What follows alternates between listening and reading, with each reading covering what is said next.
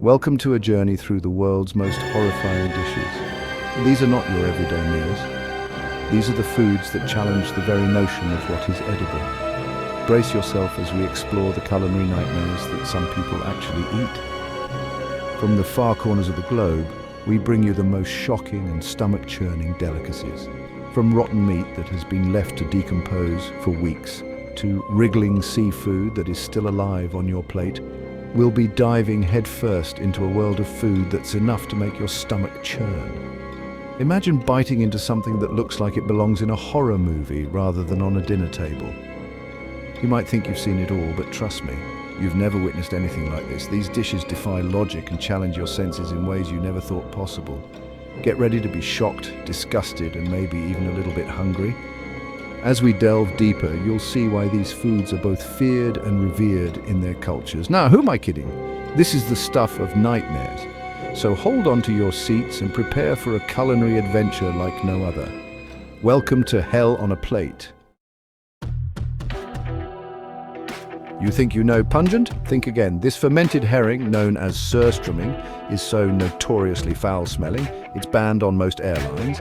Yes, you heard that right. Airlines have a no-fly rule for this can of chaos. In Sweden, they even have a museum dedicated to this assault on the senses.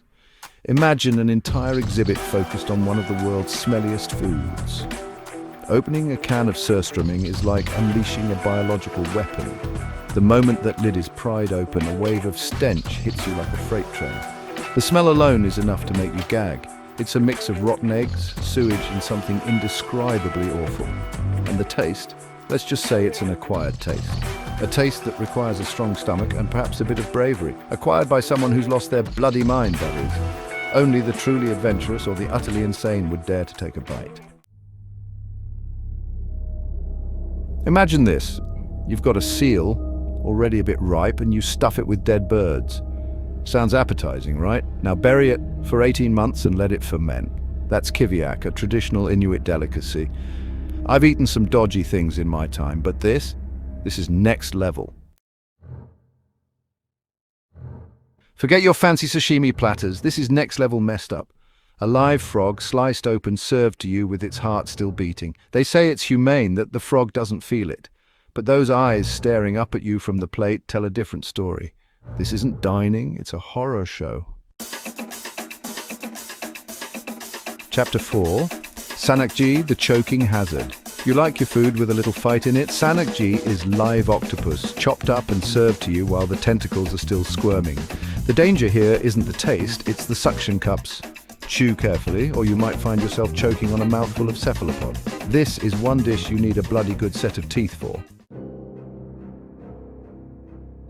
Chapter 5. Hakal, the Viking vomit inducer. Fermented shark meat. Sounds delicious, doesn't it? Well, it's not. It's pungent, ammonia-ridden, and tastes like a Viking's jockstrap. They say it's an acquired taste, but I reckon you'd need to be half dead already to stomach this. Hakal, you're off the menu.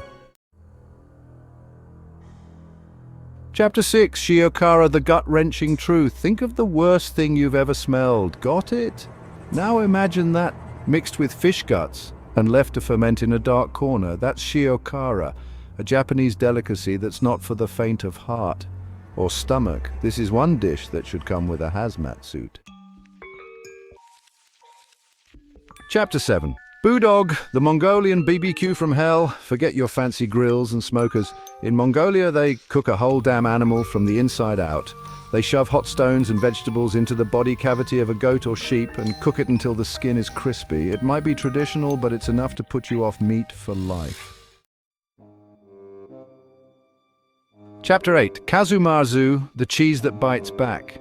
Cheese lovers, this one's for you. Kazumarzu is a Sardinian delicacy that's infested with live maggots. Yes, you heard that right. Live maggots. They say it adds flavor, but I'd rather eat my own socks. This cheese is so dangerous, it's actually illegal. Chapter 9. Fresh frog smoothie. A riveting concoction. You want a healthy smoothie?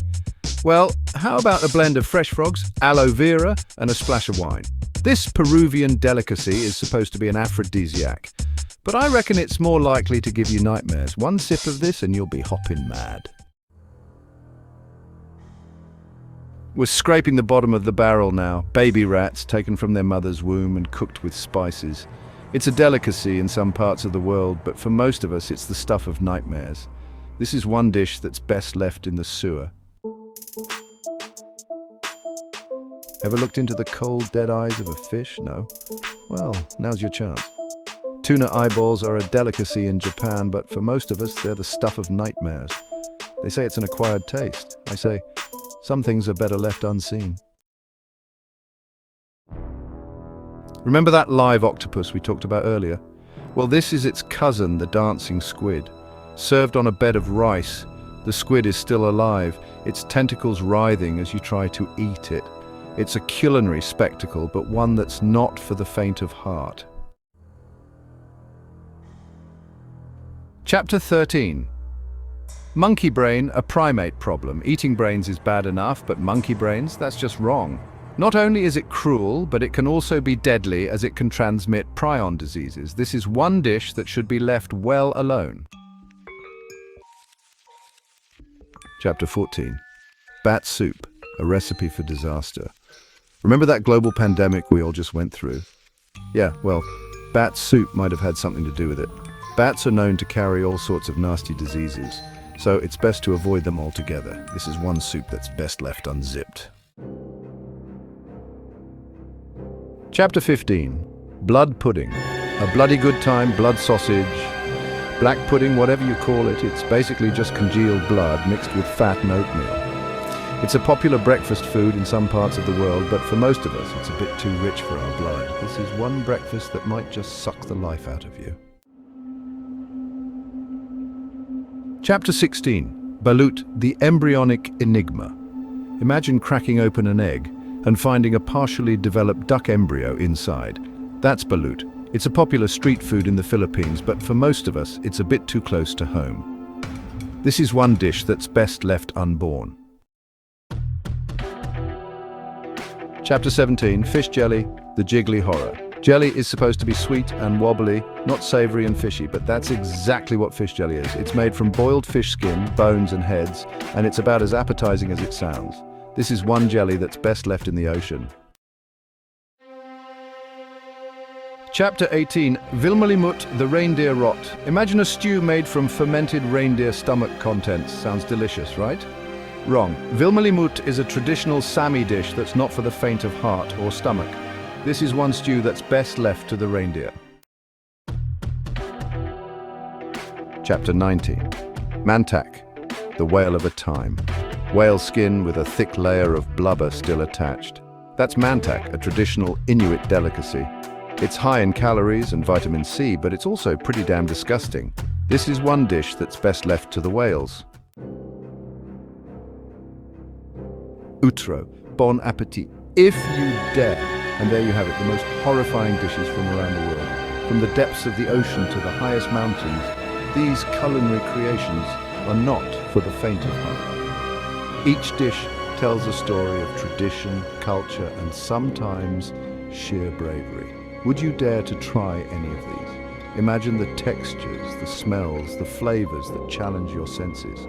It's not just about eating, it's about experiencing something truly out of the ordinary. Let us know in the comments below. From rotten fish to wriggling squid, we've seen it all. These dishes push the boundaries of what we consider edible, and they often come with a rich history and a unique preparation process. And frankly, I need a stiff drink after that culinary roller coaster.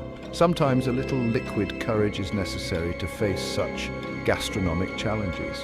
Remember, food is meant to be enjoyed, not endured. While it's fascinating to explore these extreme dishes, it's also important to appreciate the comfort and joy that more familiar foods bring us. So next time you're feeling adventurous, maybe stick to something a little less likely to give you nightmares.